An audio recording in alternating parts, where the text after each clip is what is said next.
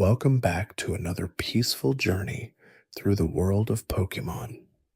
Tonight, we're returning to where it all began, the Kanto region, a place that holds countless secrets and stories that have been quietly waiting to be told.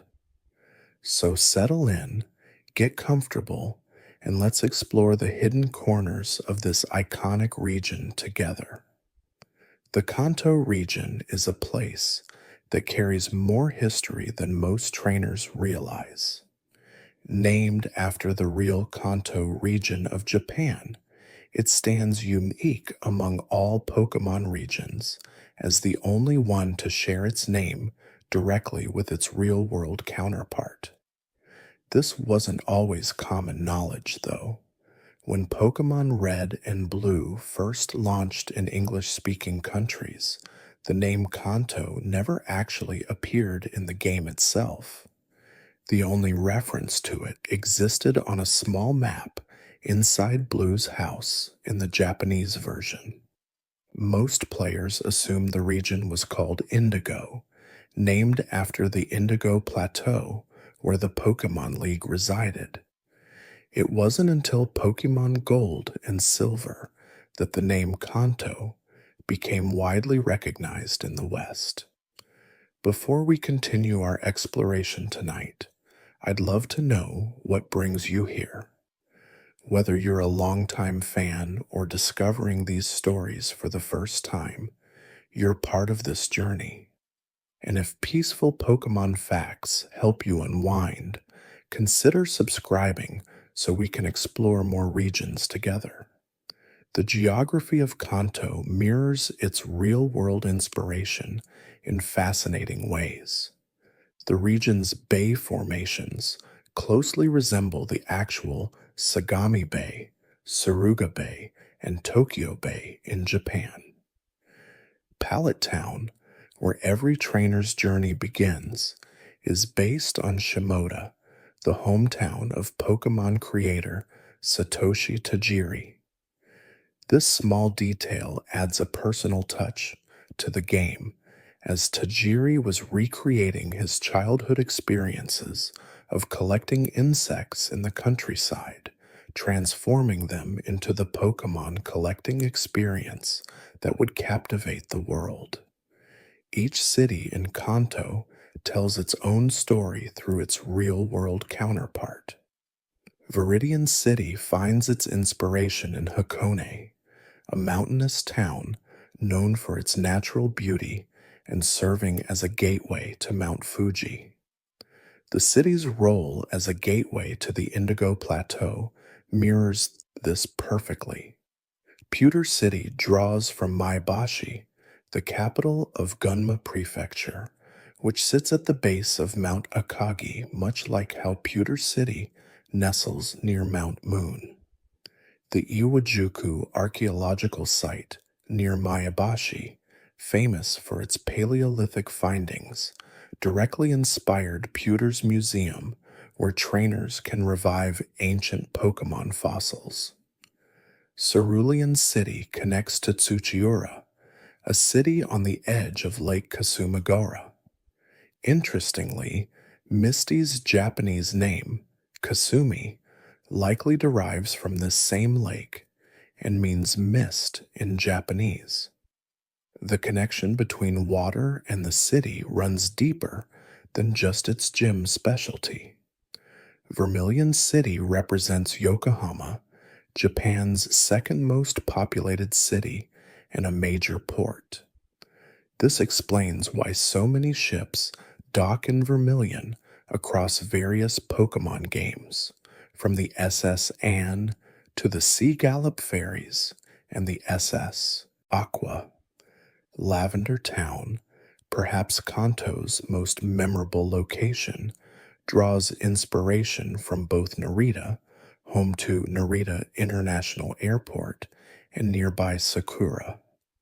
The town's eerie atmosphere and Pokemon Tower create an unsettling contrast to the rest of the region.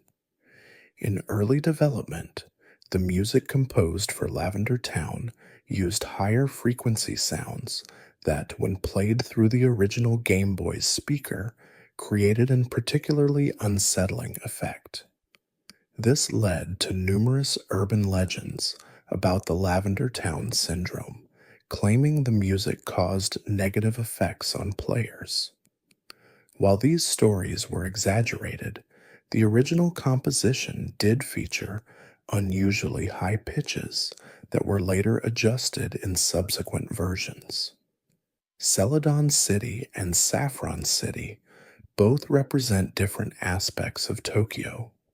Celadon mirrors Shinjuku, Tokyo's western shopping district, reflected in the massive Celadon department store that dominates the city. The Game Corner references Japan's arcade culture, which was thriving during the game's development.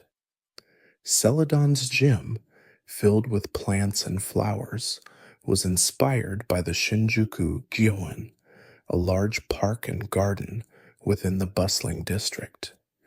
Meanwhile, Saffron City represents Marunouchi, Tokyo's business district, home to international banks and corporations.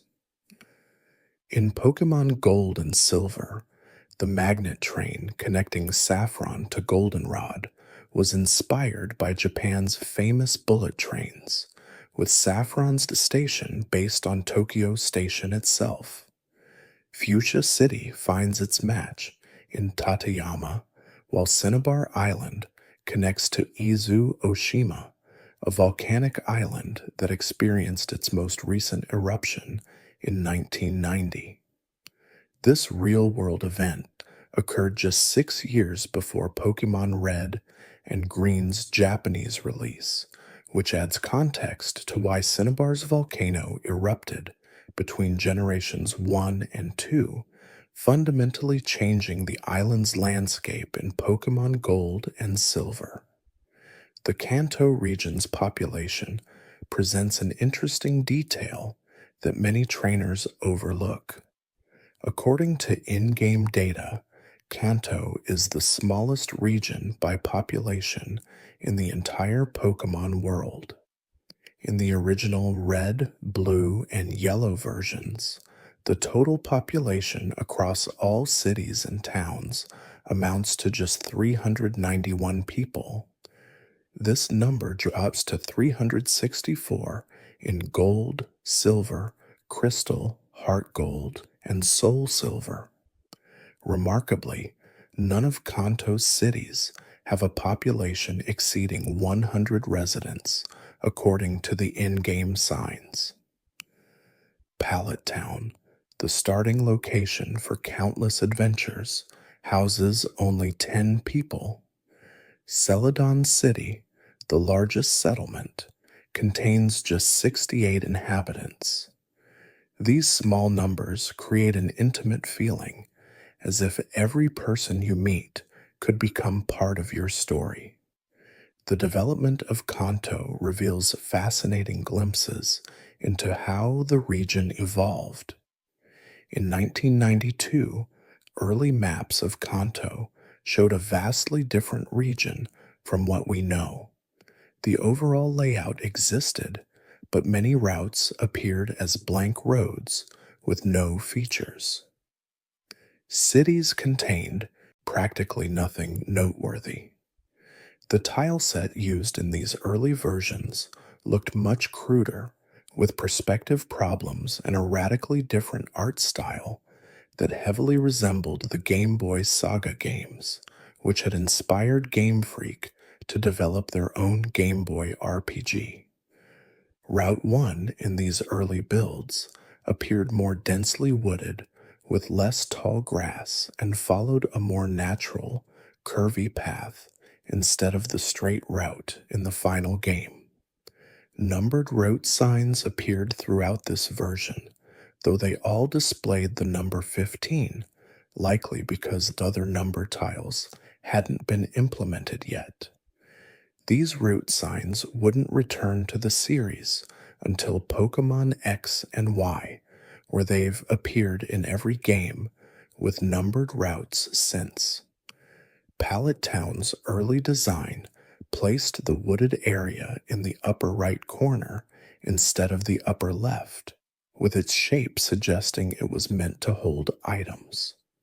The roads exiting town were paved, while routes 1 and 2 consisted entirely of grass. An early version of Route 3 featured a truck sprite that would later appear in the final game at Vermilion Harbor, becoming the subject of countless myths and playground rumors about finding Mew underneath it. The Safari Zone underwent significant changes during development. Early maps showed no Safari Zone, where one exists in the final game, though the northern half of Fuchsia City appeared oddly open, which makes sense as previous Kanto layouts included a route north of town. Route 19 started as a land route rather than the sea route it became, featuring 2 buildings that don't exist in the final game. However, Pokémon Yellow would later add the Summer Beach House to this route. Route 20 originally featured only a tiny isle instead of the Seafoam Islands, and interestingly, no bollards restricted the player's path on any sea routes in these early versions. Cinnabar Island began as a placeholder using the number 9, corresponding to its position as the 9th fly landmark, reflecting its designation in the Capsule Monsters design documents. The town itself appeared completely empty aside from 2 buildings in early builds, with no hint of a safari zone despite the area's openness. The Pokemon gyms underwent their own transformation during development. The earliest incarnation called them Champion Cups, supported by numerous details in the source code where the internal name for the gym tileset reads as Champion Cup type. The overworld sprites reveal that Lance's spot was originally occupied by an NPC type called Judge, whose role would have likely matched the battle judges seen in the anime. These Champion Cup arenas resembled tournament-style rooms based on previous dungeons, rather than the themed gyms we know today. 22 deleted map locations exist in the game's code, including one that may represent a cut 12th town. This mysterious location has its own header data pointing to Saffron City's map, but trying to load from an incorrect bank. An unused flag exists that would have allowed players to fly to this location. Conceptual documents confirm that a city was cut early in development.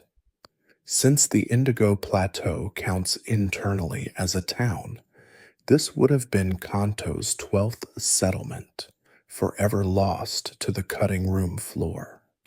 The Cerulean Cave, known in the original Japanese as the Unknown Dungeon, had a completely different layout in the early versions.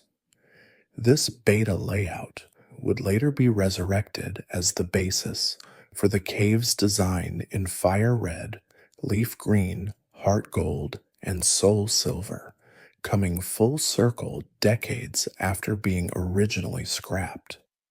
Many Pokemon sprites tell stories of designs that almost were. The source code leak revealed back sprites for numerous cut Pokemon that never made it into the final game. Index Slot 94 contained what appears to be a pre-evolution for Meowth, a small cat that would have evolved into the Persian line we know. This baby Meowth was planned to return in Generation 2 under the name Kunya, but once again didn't make the cut. Another fascinating cut evolution appears at Index Slot 190, positioned directly after Marowak in the list.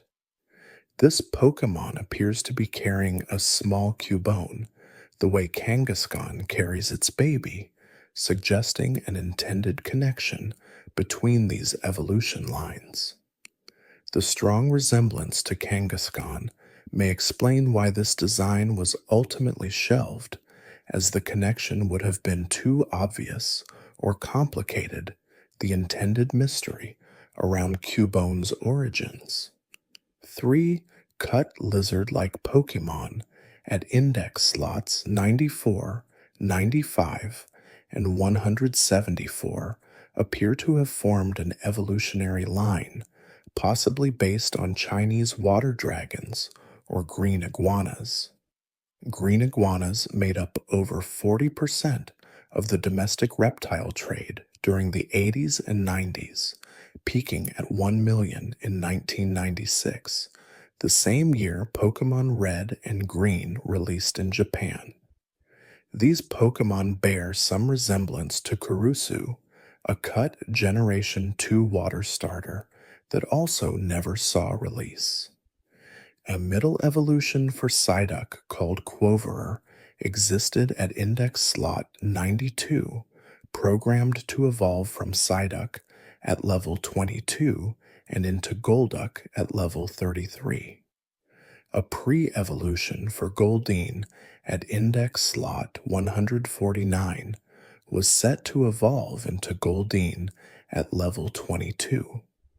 This baby Goldeen was also planned to return in Generation 2 as Gyopen, but met the same fate as the baby Meowth.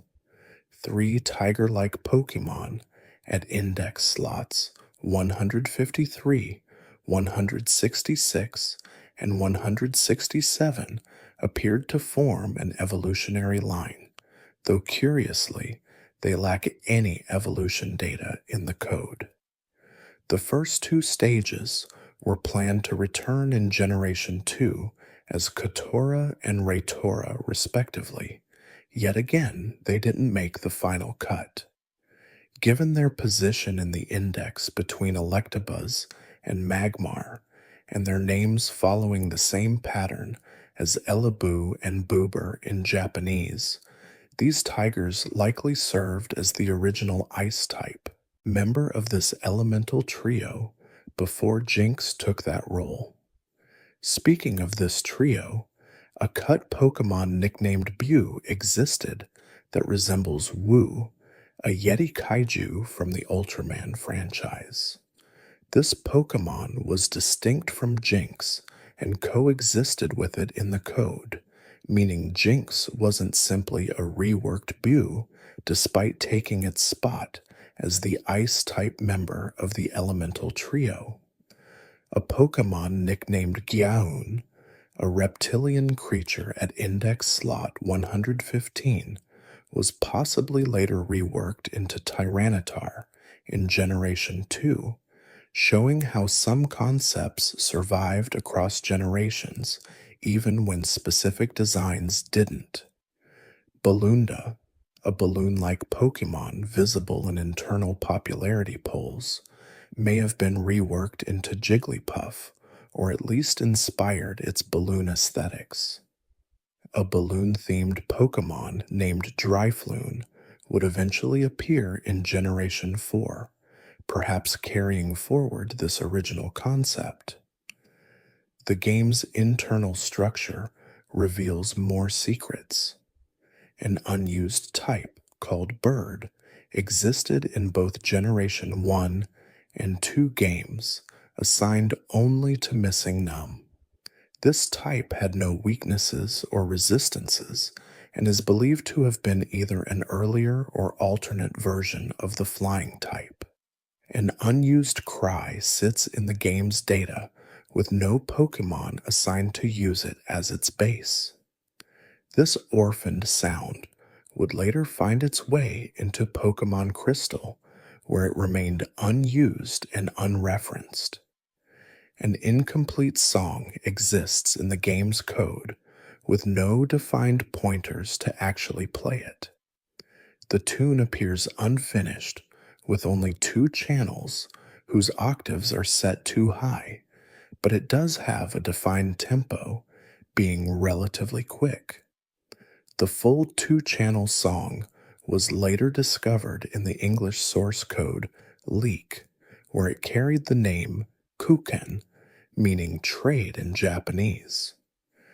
Based on the commented out headers and channel data, this track was meant to split between both Boys during trades, with one channel playing on each system.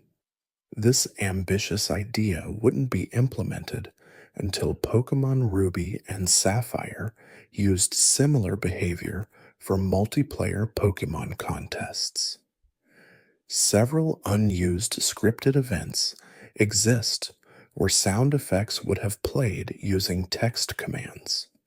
For example, a dugong cry would have played if players interacted with an NPC version of dugong. However, since no dugong exists on the overworld in the final games, and only a fan club member owns a seal, this feature never gets used.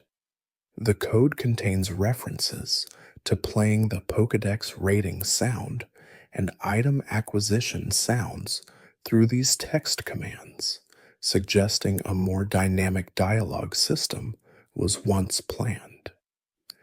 An unused warp to the fifth floor of the Celadon department store exists in Celadon City, located on the building to the right of the prize corner where a door would normally appear.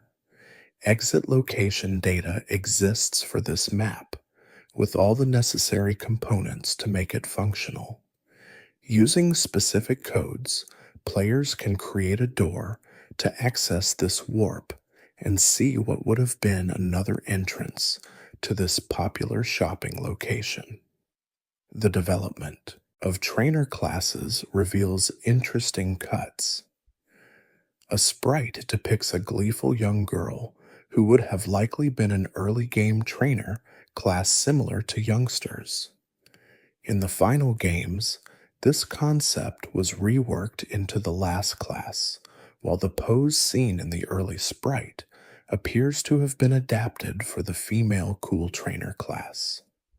Like Raiden, this trainer occupied slot 0 at some point during development, a spot that goes completely unused in the final games. A fascinating character, known as Shinjuku Jack, appears in the trainer class name file, though commented out. This trainer sprite depicts them with an oddly inorganic look, featuring rigid shapes and jointed limbs. Given how members of this class likely would have been brawlers, their removal makes sense as black belts already serve as fighting type specialists. This class's name and sprite were replaced by a duplicate of the juggler class, which also went unused. In Pokemon Gold and Silver, Jack appears in an unused trainer class list carried over from Generation 1, showing how these ghosts of development haunted multiple games. A firefighter internally named Fire appears in the code. This trainer would have likely used water-type Pokemon, creating an ironic twist. They were overwritten by the Psychic class in the final games, presumably to add more type diversity, since swimmers, fishermen, and sailors already specialized in water types. The internal name was changed from Fire to Isp to reflect this change. A sprite depicting a smirking young boy, known as Junior in the code files, suggests another cut trainer class. Meanwhile, Blaine's design underwent significant changes during development. An early sprite shows Blaine in what appears to be military attire, quite different from his familiar bald appearance.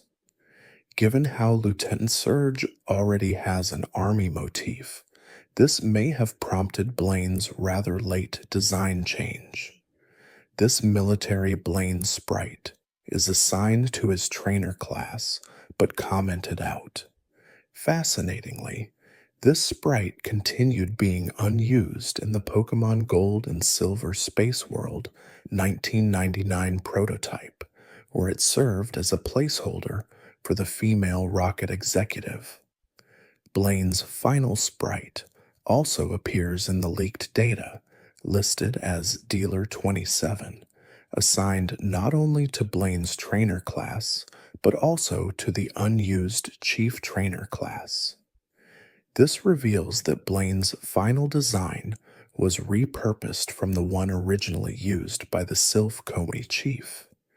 Blaine ended up using this design in the anime, with his in-game design serving as a disguise. Despite this change, Blaine still uses the middle-aged man overworld sprite, even in the final games, though this was later updated to match the one used by the Sylph Cone president in Generation 2 games.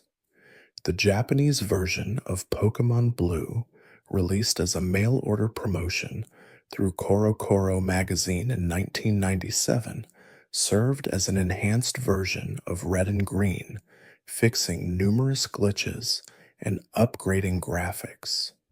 This became the first upper version in the core series, establishing a tradition that would continue for many generations. Fascinatingly, international Pokemon Red and Blue games used Japanese Blue's graphics and game engine while keeping Red and Green's wild Pokemon distribution and version exclusives, creating a hybrid that was unique to the Western release. The places where certain Pokemon could be obtained changed significantly between versions. In Japanese Blue, Jynx and Lickitung became wild Pokemon in Seafoam Islands and the Safari Zone respectively, whereas they were only available through in-game trades in Red and Green. This change made Japanese Blue the first time players could nickname a Jynx or teach Lickitung moves it would otherwise learn too late to acquire. Meanwhile, Kangaskhan and Tauros switched to being trade-only Pokemon. Raticate, Clefairy, and Rapidash appeared in Cerulean Cave in Blue, while Ditto moved from Cerulean Cave to Rock Tunnel. The introduction sequence changed between versions as well. Red and Green featured a battle between a Gengar and a Nidorino, while Blue changed this to a battle between Gengar and Jigglypuff. However, an error in programming caused the Nidorino in Red and Green to make a Nidorina's cry, a mistake that was never fixed even in international releases.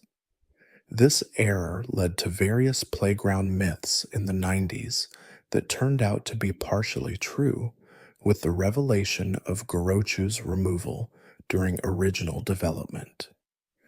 Speaking of differences, when Pokemon Red and Green became Red and Blue for international markets, several localization changes occurred. The old man blocking the path at the start of the game was drunk in the Japanese version, hence why he was passed out and couldn't let you through. The English version changed this so he was simply grumpy from not having his coffee yet, a small but significant cultural adjustment. A cue ball on Route 17 calls the player a little mouse before battle and a little rat when defeated in English versions. These references to real-life animals were added during localization and don't exist in the Japanese version. The girl who gives TM48 Rock Slide in exchange for a soda pop mentions different effects in different versions. In Japanese versions of all Generation 1 games, she states that Rock Slide can sometimes cause the enemy to faint. The English Red and Blue version avoids mentioning fainting, instead saying rock slide can spook the target sometimes. The Spanish localization made an interesting error with fishing encounters, translating the hooked Pokemon attacked as the wicked Pokemon attacked, giving every fish a villainous quality they don't possess.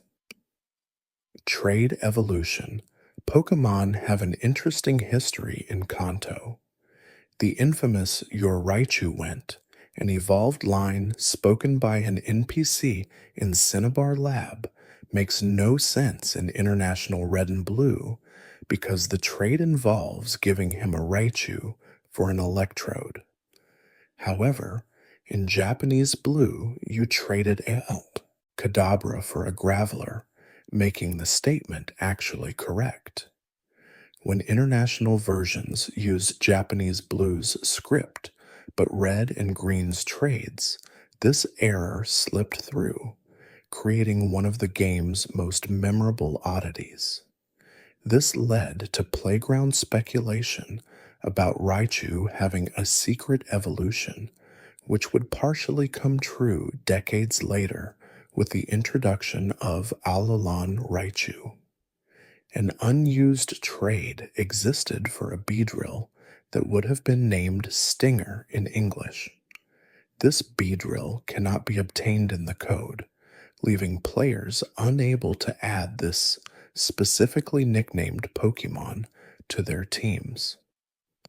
Pokemon Yellow retained this unused trade, along with two more unused trades, a Pidgeot for a Pidgeot and a Mew for a Mew.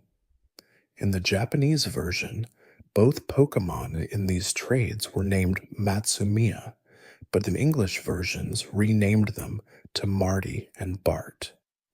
These dummy trades likely resulted from Yellow shuffling the world map from red, green, and blue, causing trade trainers located in certain buildings to become inaccessible. Rather than removing them entirely, developers simply disabled them. Professor Oak himself has unused battle data programmed into all Generation 1 games. His team consists of Tauros, Exeggutor, Gyarados, Arcanine, and the final form of the starter neither you nor your rival chose. The levels of his Pokemon exceed your rival's champion team, implying Oak was either intended as a true post-game final boss or was originally the champion himself. The game's files suggest this was a planned feature that was cut relatively late in development. The mysterious truck near the SS Anne became one of gaming's most famous rumors. This truck sprite appears in Vermilion Harbor, programmed into the game as a floor tile, making it part of the scenery rather than an interactive object. With scenery being sparse in Generation 1 games, and this being one of the few sprites not used anywhere else, fans naturally speculated about its purpose. The truck cannot normally be accessed without Surf, which players wouldn't have or be able to use before the SS Anne departs. Once the ship leaves in red, blue, and yellow, players can no longer access the harbor, preventing them from seeing the truck when they return with Surf. A rumor claimed the truck could be moved with strength, and Mew would be found underneath. Similar to later Celebi rumors in Gold and Silver and the Moss Deep Space Center rumors in Generation 3. These rumors proved false. In Generation 1, there's nothing around the truck at all, but Fire Red and Leaf Green placed a lava cookie south of the truck as a nod to the legend. Let's Go Pikachu and Let's Go Eevee placed a revive there that respawns daily. The truck even received acknowledgement in Pokemon XD Gale of Darkness, where a Beauty and Quick Battle mode references it with a line from a song she's writing. There's no Pokemon under a truck. Maybe you'll just find a muck. The Beyond the Pokedex episode on Mew later acknowledged this famous myth, with the host mentioning being told as a child that Mew was hiding under the truck. Another persistent rumor claimed that after entering the Hall of Fame 365 times, the SS Anne would return with more powerful opponents aboard. This rumor stemmed from an NPC in Red and Blue, explaining that the ship was a luxury liner for trainers that visited Vermilion once a year. However, this rumor holds no truth. The ship never returns regardless of how many times you become champion. The missing no glitch became one of the most infamous bugs in gaming history. When players follow a specific sequence and encounter a wild Pokémon along the coast of Cinnabar Island, the game attempts to read one of the empty values in its memory dedicated to Pokémon, producing bizarre results. In the game's memory, 190 spaces are allocated to Pokémon, but with only 151 Pokémon species existing, 39 spaces contain no complete data. When the game reads these empty spaces, it creates an encounter with a Pokémon that doesn't exist and has no number, hence the name Missing No, short for missing number. This glitch appeared commonly as a lumpy mass of pixels at level 100. If caught, Missing No could multiply the sixth item in your bag, creating the famous infinite items cheat, but it could also corrupt your entire save file. The glitch occurs due to a localization oversight that changed which tile determines if there can be a battle while leaving the tile that determines the type of battle unchanged. This specific glitch doesn't occur in Japanese red, green, or blue, where the Cinnabar Island coast triggers 0 wild Pokemon encounters. It was partially fixed in Spanish and Italian versions, though using certain glitches to walk on the East Coast rather than surf enables the glitch again in those versions. Cerulean Cave stands as one of Kanto's most mysterious locations. Known in Japanese as simply the Unknown Dungeon, it's home to the region's most powerful Pokémon. A guard blocks the entrance throughout most of the game, refusing to let trainers through until they've defeated the Elite Four. In Fire Red and Leaf Green, access is further restricted until players repair the machine on one island. In Gold, Silver, and Crystal, the entrance floods completely, making the cave inaccessible, though an item can be found in the water where the cave used to be. The cave returns in Heart Gold and Soul Silver, but only for trainers who've collected all 16 badges across both Kanto and Johto. The power plant sits as an abandoned facility northeast of Route 10.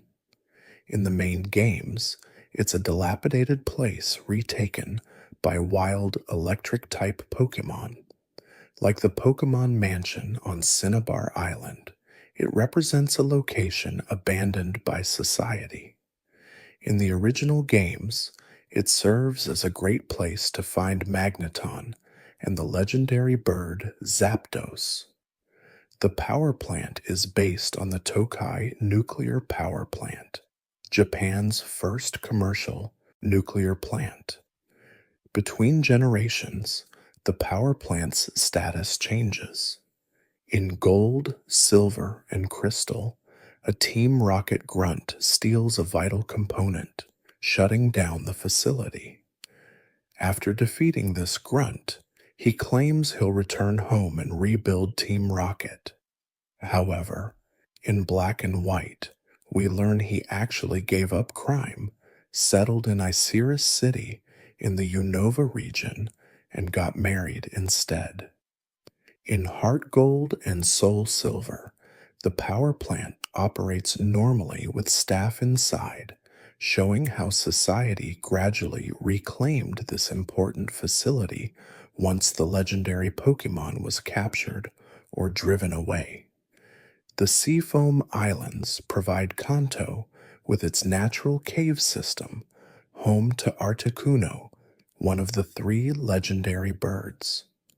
The islands require careful navigation, pushing boulders to create paths and stop strong currents. The puzzles within these caves challenged many young trainers, requiring problem solving skills and patience. The islands connect routes 19 and 20, creating a natural passage for trainers traveling to Cinnabar Island. Before we dive deeper into more Kanto secrets, I want to take a moment to appreciate you being here. If these calm journeys through Pokemon history help you relax or learn something new, consider subscribing so we can explore even more together. Team Rocket's presence throughout Kanto tells a story of organized crime integrated into society. Their operations span from Mont Moon, where they mine fossils to sell, to the Pokemon Tower in Lavender Town, where they steal Cubone skulls, to their massive takeover of Silphcombe in Saffron City. A grunt in Mint Moon describes Team Rocket as Pokemon gangsters, or Pokemon Mafia in Japanese, highlighting their criminal organization structure. The death of Marowak at Pokemon Tower represents one of the few explicitly confirmed Pokemon deaths in the series, murdered while protecting its Cubone child from Team Rocket's skull-stealing operation. Giovanni serves as both Team Rocket's boss and Viridian City's gym leader, a dual role that remains secret from most of Kanto's inhabitants. His ground-type specialty in the gym contrasts with the diverse teams he uses as Team Rocket's leader. Giovanni's strategy focused on stealing and selling Pokemon while conducting inhumane experiments to enhance their power. The Silphcombe takeover aimed to steal plans for the Master Ball, a device that could catch any Pokemon without fail. Giovanni's Japanese name, Sakaki, refers to a sacred tree in Shinto religion that closely resembles the Earth Badge in design, creating an obvious connection to his eventual reveal as the Viridian gym leader for Japanese players. In the Pokemon Adventures manga, the story takes Team Rocket to darker extremes. Lieutenant Surge, Koga, Sabrina, and Blaine all served as Team Rocket executives alongside Giovanni, meaning more than half of Kanto's gym leaders belonged to the criminal organization. Koga battles Red and Blue at Pokemon Tower, using reanimated Pokemon corpses to scare them. Sabrina uses her psychic abilities to torture Green during their battle at Silphcombe. Lieutenant Surge attempts to murder Red aboard the SS Anne after discovering he's transporting Pokemon illegally. Blaine starts as a Team Rocket member, but quickly defects after learning a lone trainer is foiling their efforts. These darker interpretations show how different mediums explored the Pokemon world's potential for mature storytelling. Giovanni's team includes an interesting anomaly. Despite being a ground-type gym leader, he uses Kangaskhan, a normal type Pokémon completely out of place in his lineup. Curiously absent is Marowak, a ground type Pokémon that should logically appear on his team. This has fueled the long running theory that Kangaskhan was intended as the final evolution of the Cubone line, with Cubone wearing its deceased Kangaskhan mother's skull. Giovanni's continued use of Kangaskhan, even in later appearances, including the Pokemon World Tournament, where he does have a Marowak, suggests this connection may have been intentional. The Sylph Composo headquarters dominates Saffron City as Kanto's technological center. This company invented the Master Ball, the ultimate Pokeball capable of catching any Pokemon without fail. They also created the Sylph Scope, a device that reveals ghost-type Pokemon and various other Pokemon training tools. The building's multiple floors feature warp panels that create a maze-like puzzle with Giovanni waiting on the top floor holding the president hostage. After rescuing the president, players receive the only Master Ball in the game, as production was discontinued for being too powerful. Saffron City itself stands as Kanto's largest city and the 10th most populated in the entire Pokemon world, despite still having fewer than 100 residents, according to in-game data. The city was originally blocked by multiple guard stations, requiring special items to pass, creating a significant mid-game barrier that forced players to explore other areas first. The city houses the Fighting Dojo, a former gym that lost its status after Sabrina's psychic-type gym moved in next door and defeated them. The dojo master offers a choice between Hitmonlee and Hitmonchan as a reward, giving players access to unique fighting-type Pokemon. The magnet train station in Saffron connects Kanto to Johto in later games, based on Japan's bullet trains. The train itself represents incredible speed, reducing travel time between regions to mere moments. However, the train only operates after players fix the power plant, showing how infrastructure dependencies affect the Pokemon world. Sabrina, Saffron's gym leader, specializes in psychic-type Pokemon and possesses actual psychic powers herself. Her backstory reveals she discovered her abilities as a child when she sensed a spoon twisting in her mouth while eating lunch. She trained her powers extensively, becoming one of Kanto's most powerful trainers. In the anime, Sabrina appears with two distinct personalities, one cold and emotionless, the other playful and childlike, representing her younger self that just wanted friends.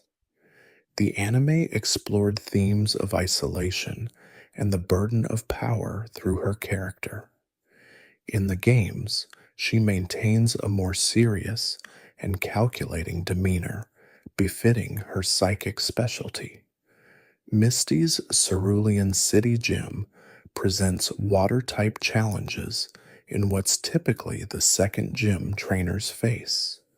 The city features a pool-style arena reflecting its aquatic theme. Misty's connection to water extends beyond her specialty, as the city itself is surrounded by water and features the famous Cerulean Cape to the north. Bill's Cottage sits north of Cerulean, where the Pokemon Storage System creator lives. Bill's invention revolutionized Pokemon training by allowing trainers to store unlimited Pokemon through PC systems in every Pokemon Center. A mysterious cave sits north of Cerulean, but it remains sealed until post-game. This cave would later become the Unknown Dungeon, home to Mewtwo. The progression makes narrative sense, as trainers need to prove themselves worthy before confronting such power. In gold, silver, and crystal, this cave floods completely, suggesting either natural disaster or intentional sealing to prevent access to Mewtwo's former lair. Lieutenant Surge runs Vermilion City's electric-type gym with military precision. His backstory reveals he served as a lieutenant in at least one American war, confirming the existence of some form of the United States in the Pokémon universe.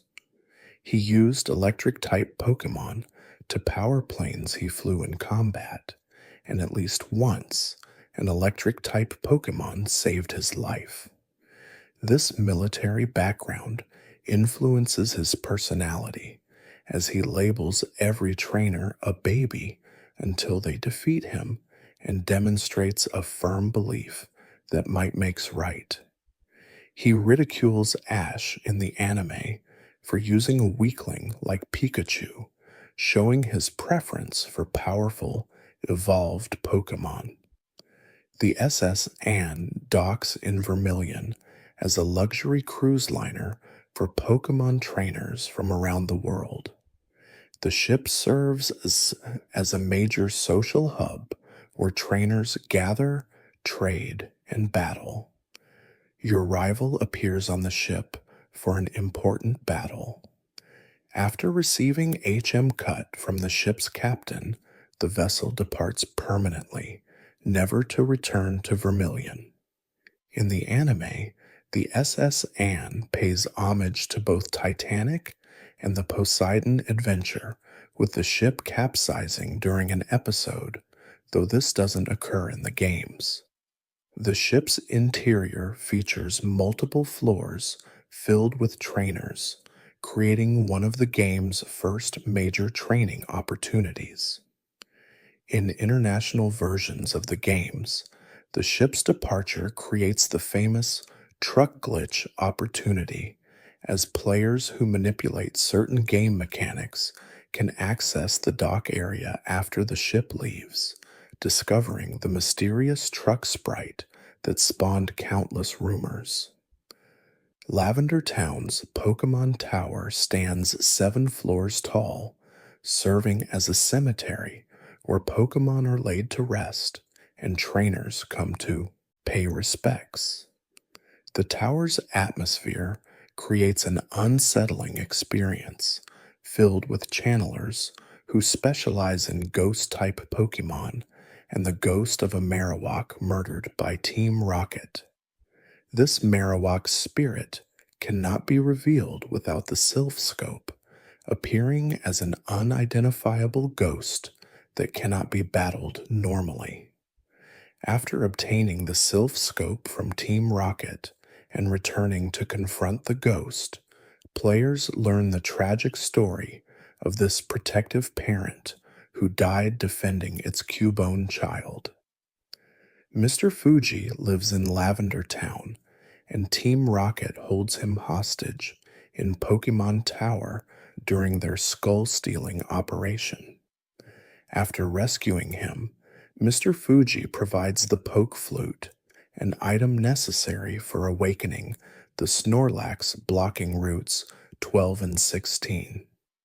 Mr. Fuji's backstory connects to Mewtwo's creation, as he's the same character as Dr. Fuji in certain versions of the lore, having discovered Mew deep in a jungle and participated in the experiments that created Mewtwo. Lavender Town's music became legendary for its unusually high-pitched and unsettling composition. The original version used in Red and Green featured even higher frequencies than the international release, creating an eerie effect through the Game Boy's speaker. This spawned the Lavender Town Syndrome urban legend, a creepypasta claiming the music caused children in Japan to experience insomnia, headaches, and worse.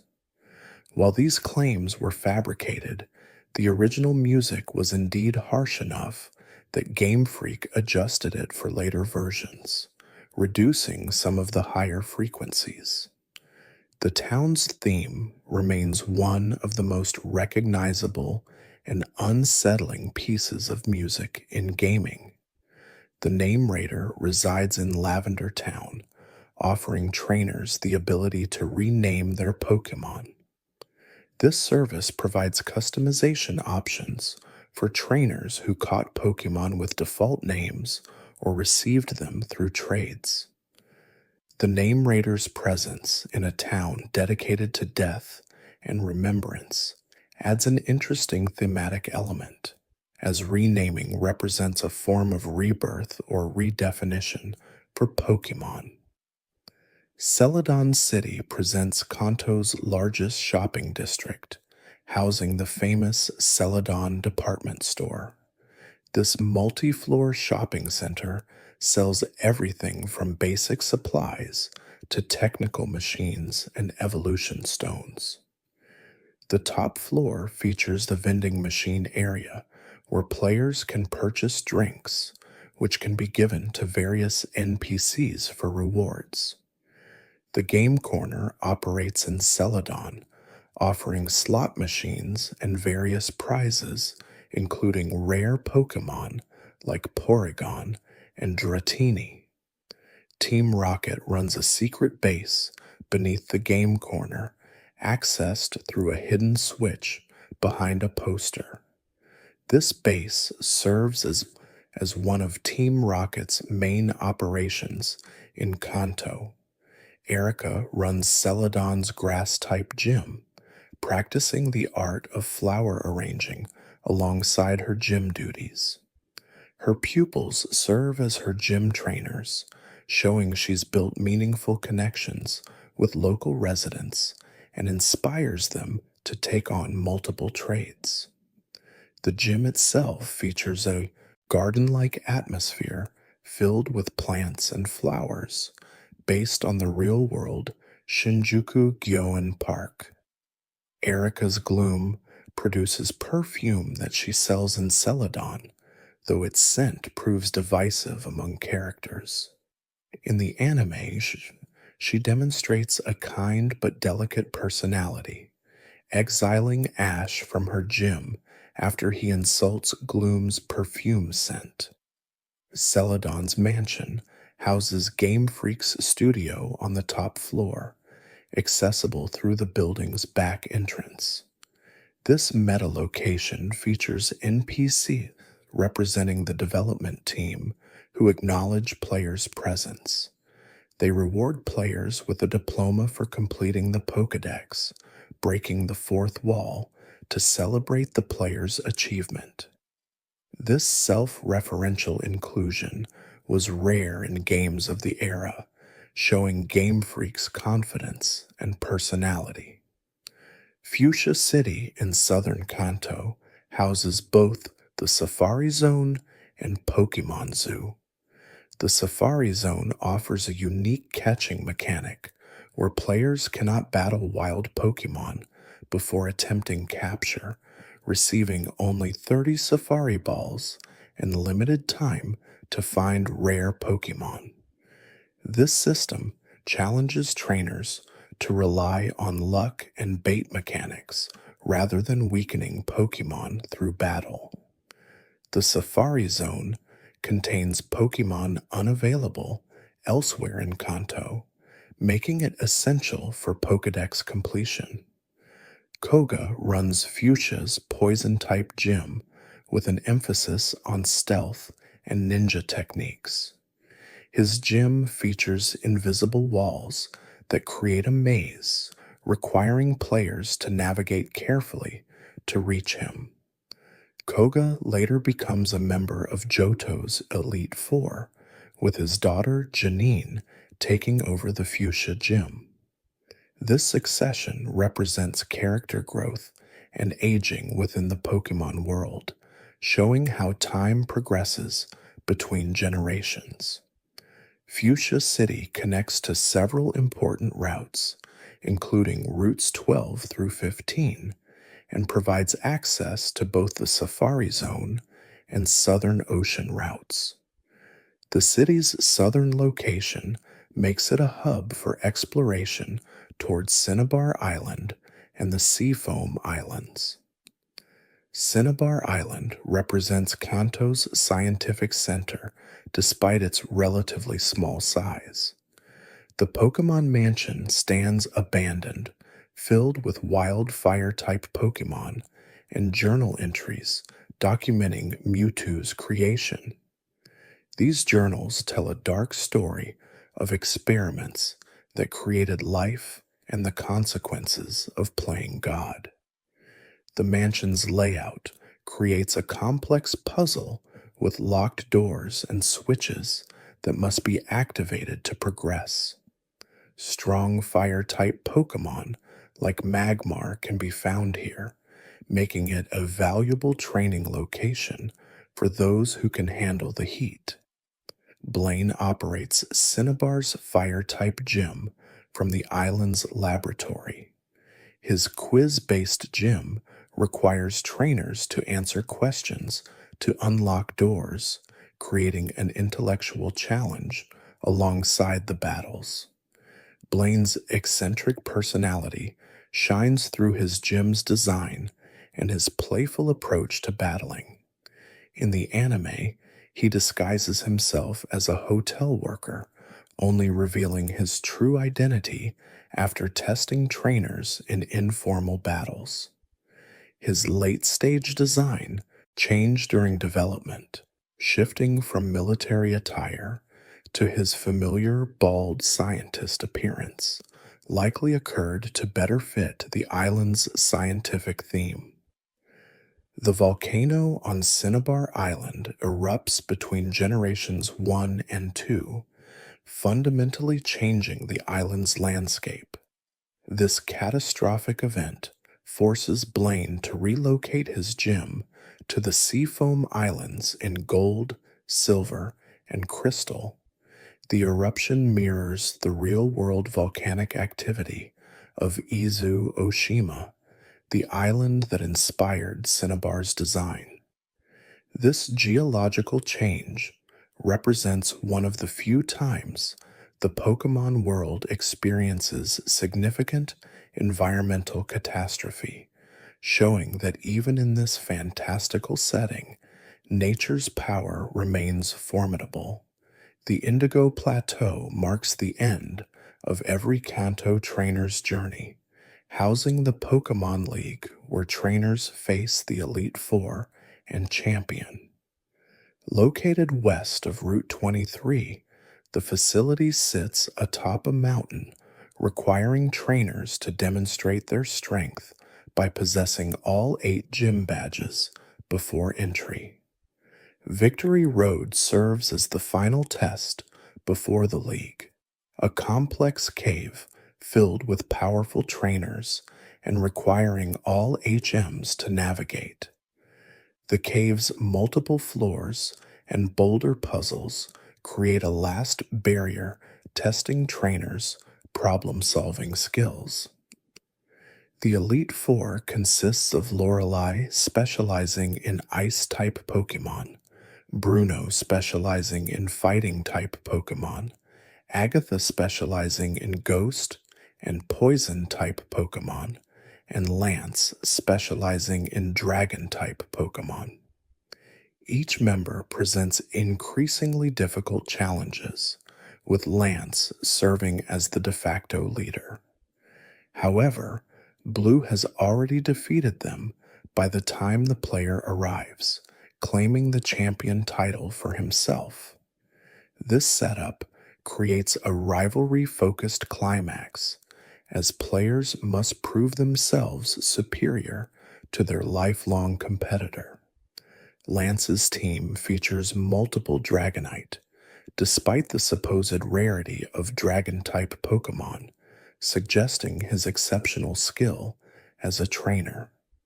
His presence as a dragon specialist in Generation 1 is noteworthy, considering the type's limited representation, with the Dratini line being the only pure dragon type Pokemon available. Lance later becomes champion in Gold, Silver, and Crystal after Giovanni's disbanding of Team Rocket leaves the Viridian Gym vacant, showing his continued growth as a trainer. Blue serves as the final boss in Generation 1, having become champion moments before the player's arrival. His team consists of the starter Pokemon he chose at the beginning of the game, fully evolved, along with a balanced team covering multiple types. Defeating Blue completes the main storyline, though significant post-game content awaits. Blue's role shifts in Gold, Silver, and Crystal, where he becomes Viridian City's gym leader after Giovanni's disappearance, continuing the story of Kanto's changing landscape. The Hall of Fame records every Pokemon team that defeats the champion, creating a permanent record of accomplishment. This feature allows players to look back at their championship teams, seeing how their strategies evolved over multiple playthroughs.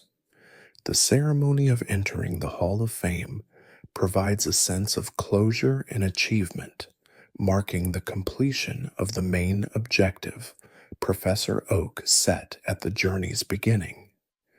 Mewtwo's story represents one of Pokemon's darkest narratives. Created from Mew's DNA through genetic experiments conducted in the Pokemon Mansion on Cinnabar Island, Mewtwo was designed to be the most powerful Pokemon ever. However, the creature's power exceeded control, resulting in Mewtwo destroying the mansion and escaping to Cerulean Cave. The journal entries scattered throughout the mansion tell this story in fragments, revealing the hubris of scientists who thought they could improve upon nature. Mewtwo appears at level 70 in Cerulean Cave, making it the highest level wild Pokemon in Generation 1. Its powerful psychic typing, combined with excellent stats across the board, makes it formidable even for fully prepared trainers. The difficulty in catching Mewtwo without the Master Ball creates a memorable challenge, as its high level and tendency to use Recover make it resistant to conventional weakening strategies. Many trainers remember the tension of watching their Ultra Balls fail repeatedly, while Mewtwo's health refuses to stay low enough for capture. The three legendary birds, Articuno, Zapdos, and Moltres, represent winter, summer, and spring, respectively, in Pokemon lore. Some theories suggest Arcanine represents autumn, as it appears alongside the birds on a wall engraving in the anime, but this remains unconfirmed. Each bird resides in a thematically appropriate location, Articuno in the icy seafoam islands, Zapdos in the abandoned power plant filled with electrical energy, and Moltres along Victory Road, approaching the intense competition of the Pokemon League. These legendary Pokemon introduce the concept of unique, powerful creatures that exist only once in the game world. Their presence creates a sense of wonder and accomplishment when successfully captured. The challenge of finding and catching these birds without guidance in the original games represents a shared experience among players, with information spreading through word of mouth and playground conversations rather than immediate internet access. Articuno's location in Seafoam Islands requires solving the dungeon's boulder puzzles to reach it. This creates a natural gate that ensures only determined trainers can attempt its capture. Zapdos's presence in the abandoned power plant fits perfectly with the location's electric theme, drawing trainers to explore this optional area. Moltres along Victory Road serves as a final opportunity to catch a legendary Pokémon before facing the Elite Four, giving trainers one last chance to strengthen their team. Mew exists as Kanto's mythical Pokémon, shrouded in mystery and officially unobtainable through normal gameplay. The new species Pokémon supposedly contains the DNA of all Pokémon, making it the genetic ancestor of the entire Pokémon world. Mew's existence was added to the game after debugging tools were removed, using the remaining space on the ROM. This risky decision created potential bugs without the safety net of testing, but it also gave birth to one of gaming's most enduring mysteries. Mew was distributed only through special events in Japan, making legitimate Generation 1 Mew extremely rare. The faraway island mentioned in Pokemon Mansion journals on Cinnabar references Mew's jungle home, a location that wouldn't become physically accessible until Pokemon Emerald years later. The mysteries surrounding Mew created countless rumors and myths about how to catch it, from the truck near the SS Anne to elaborate button sequences. While these methods proved false, legitimate glitches eventually were discovered that could trigger Mew encounters, allowing players to obtain it with the out-of-it event distribution. The Mew glitch using trainer manipulation and fly became well documented over time, showing how determined players reverse engineered the game's code to access this forbidden Pokemon. This glitch works because of how the game handles scripted trainer battles and wild encounter data, creating an exploit that forces Mew's encounter. The discovery of this glitch demonstrated the dedication of Pokemon's fanbase and their willingness to probe every corner of the game for secrets. Snorlax appears blocking two routes in Kanto, requiring the Poke Flute to awaken and battle it. This sleeping giant represents one of the few Pokemon that must be encountered as part of the main story, though catching it remains optional. Snorlax's massive bulk and powerful attacks make it a formidable addition to any team. Its thick fat ability in later generations and high HP stat create a tanky Pokemon capable of absorbing hits while dealing heavy damage. The image of Snorlax sleeping peacefully while blocking entire roads has become iconic, representing the series' charm and humor. Eevee presents Kanto's most versatile Pokemon, capable of evolving into 3 different forms, depending on which evolution stone is used. Vaporeon, Jolteon, and Flareon provide options for water, electric, and fire types respectively, filling team gaps without extensive searching. The Eevee gifted in Celadon City represents the only one available in Generation 1 without trading, making the evolution choice significant. This scarcity creates decision paralysis for many players, as choosing one form means foregoing the others in that playthrough.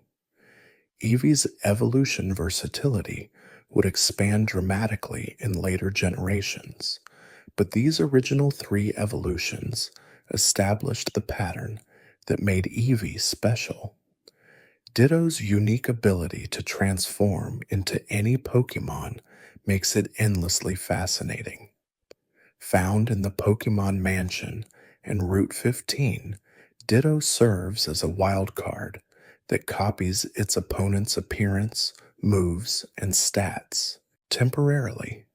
Its use in breeding, discovered in Generation 2, made Ditto invaluable for obtaining specific Pokemon with desired traits. The genetic connection between Ditto and Mew has been theorized for decades, supported by their identical weights and shiny colors, suggesting Ditto might be a failed Mew clone. While never officially confirmed, this theory adds depth to Ditto's mysterious nature. Lapras appears as a gift from a Silph employee on the seventh floor, providing a rare ice and water type Pokemon without extensive searching. This generous gift acknowledges players helping save the company from Team Rocket. Lapras's excellent stats and move pool make it immediately valuable, and its rarity in the wild makes this gift special. The act of receiving Lapras for heroism creates a narrative reward alongside the mechanical benefit, showing how Pokemon integrates story and gameplay. Hitmonlee and Hitmonchan represent two divergent paths from the same evolutionary concept. The Fighting Dojo's choice between them creates another meaningful decision point, as players can only choose one per playthrough without trading. Hitmonlee specializes in kicking attacks with high attack stat, while Hitmonchan uses punching moves with slightly more balanced stats.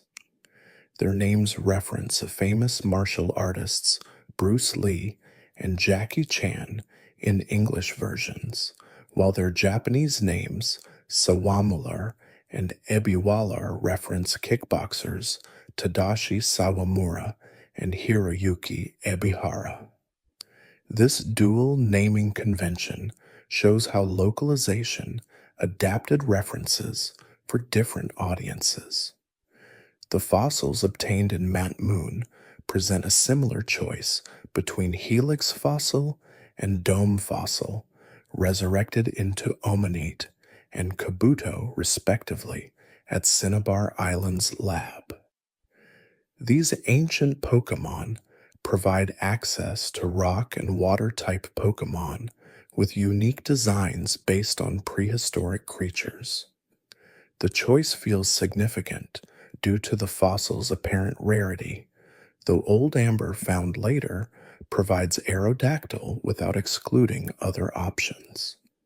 The resurrection process adds scientific elements to the Pokemon world, showing how technology allows ancient life to return. Aerodactyl represents Kanto's prehistoric apex predator, a powerful rock and flying type Pokemon resurrected from Old Amber found in the Pewter Museum's back room. Its impressive speed stat and strong attack make it an offensive powerhouse. Aerodactyl's design as a pteranodon-like creature captures prehistoric aesthetics while maintaining Pokemon's style. The fact that such a dangerous predator can be revived and trained raises questions about the ethics and risks of resurrection technology, though the games don't explore these implications deeply. Porygon represents artificial Pokemon created by humans, a computer program that achieved physical form. Dr. Akihabara created Porygon in Kanto as the first completely synthetic Pokemon, showing how technology in the Pokemon world advances beyond simple machine usage into creating life itself. Porygon can only be obtained through the Celadon Game Corner in Generation 1, requiring players to save enough coins to purchase it. This acquisition method makes Porygon memorable, as it requires dedication to the slot machines or lucky wins to afford. Porygon's role in the infamous Electric Soldier Porygon anime episode led to its virtual absence from the anime, despite being innocent of wrongdoing, a unfortunate legacy for this unique Pokemon. Magikarp's infamous reputation as the weakest Pokemon belies its potential.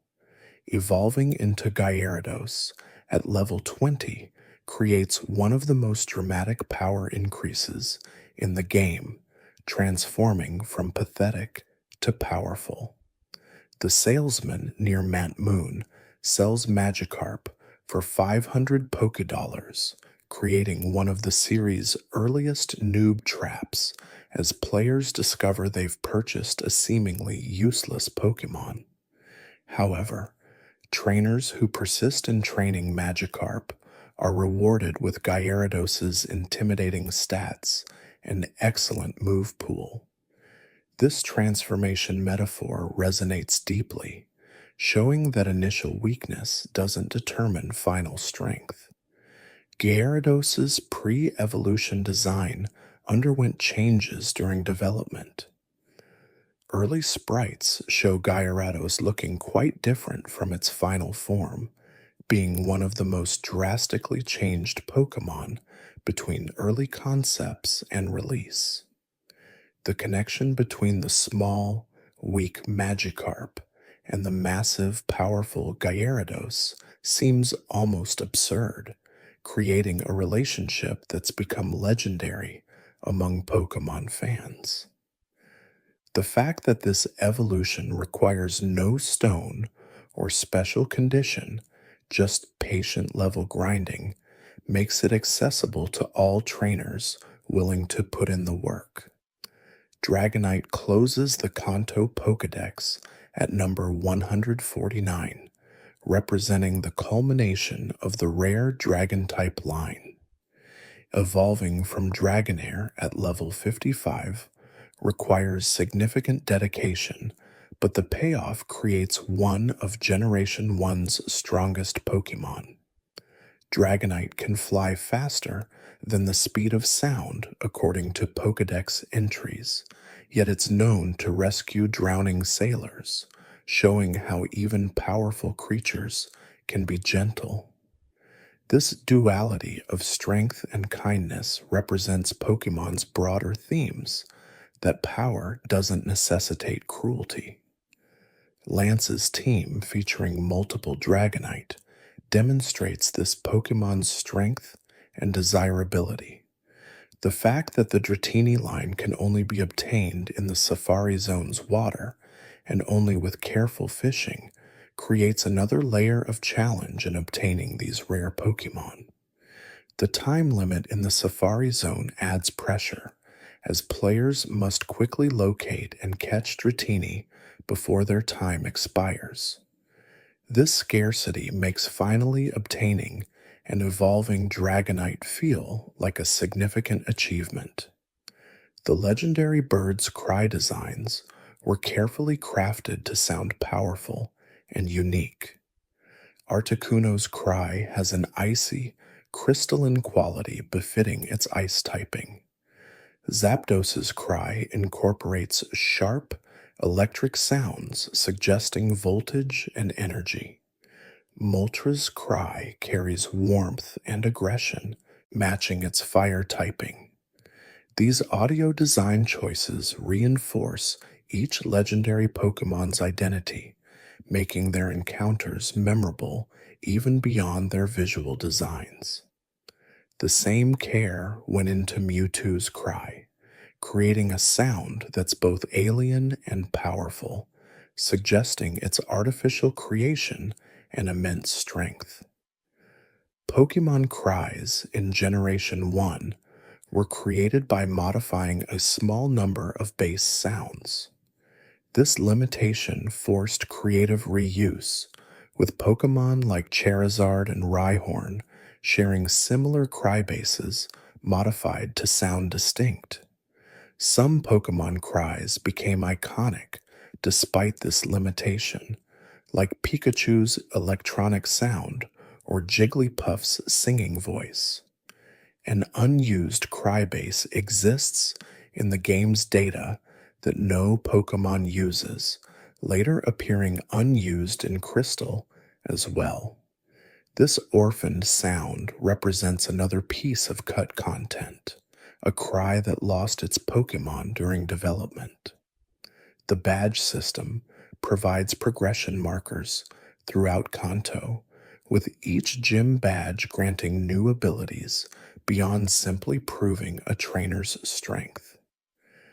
The Boulder badge from Brock allows use of Flash outside battle, though this remains optional as Flash only illuminates dark caves rather than being required for progression. The Cascade badge from Misty enables HM Cut, opening new areas. The Thunder badge from Lieutenant Surge allows HM Fly, revolutionizing travel. The Rainbow badge from Erica permits HM Strength, necessary for boulder puzzles. The Soul badge from Koga activates HM Surf, opening water routes. The Marsh badge from Sabrina doesn't unlock any HM. The Volcano badge from Blaine remains achievement only as well. Finally, the Earth badge from Giovanni allows use of all HMs without restriction, though by this point, all relevant HMs are already unlocked. The badge system also includes a hidden stat boost mechanic, though it was implemented incorrectly. Badges are supposed to boost certain stats of the player's Pokemon, but due to a programming error, these boosts only apply when the badge's corresponding stat is modified during battle. This means the boosts disappear if the stat returns to normal, making the system largely ineffective. This badge boost glitch represents one of many programming oversights in Generation 1, though it rarely impacts gameplay significantly since most players never notice it. The Pokédex serves as both a gameplay objective and a narrative device. Professor Oak tasks players with documenting all Pokémon, creating a scientific mission that justifies traveling Kanto and catching Pokémon. The Pokédex entries provide lore and background for each Pokémon, though many entries contain exaggerations or impossible claims. Alakazam supposedly has an IQ of 5,000. Magcargo's body temperature exceeds the surface of the sun. These exaggerations create wonder even if they defy physics, prioritizing interesting lore over scientific accuracy.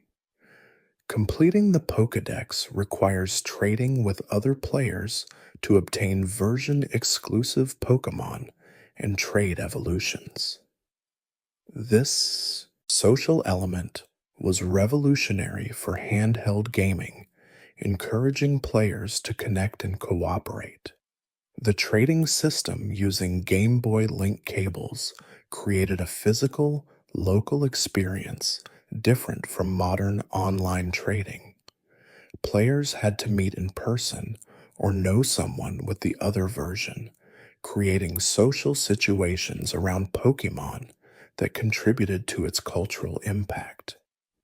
The diploma received from Game Freak for completing the Pokédex provides a meta reward, acknowledging the player's dedication from the developers themselves. The concept of version-exclusive Pokémon forces trading while giving each version unique identity. Pokémon Red features Ekans, Oddish, Mankey, Growlithe, Scyther, and Electabuzz unavailable in Blue. Pokémon Blue contains Sandshrew, Bellsprout, Vulpix, Meowth, Magmar, and Pinsir, impossible to catch in red. These exclusives create trading necessity while making each version feel slightly different. The choice between red and blue became players' first major decision in the Pokemon journey, influencing which Pokemon they'd easily access throughout their adventure. If you enjoyed this peaceful journey through Pokemon history, please check out the Pokemon to Sleep to playlist on the left end card for more relaxing videos like this one. Whether you're here to fall asleep or simply learn something new about your favorite Pokemon region, I'm grateful to have you here. Rest well, and may your own Pokemon journey continue wherever it takes you.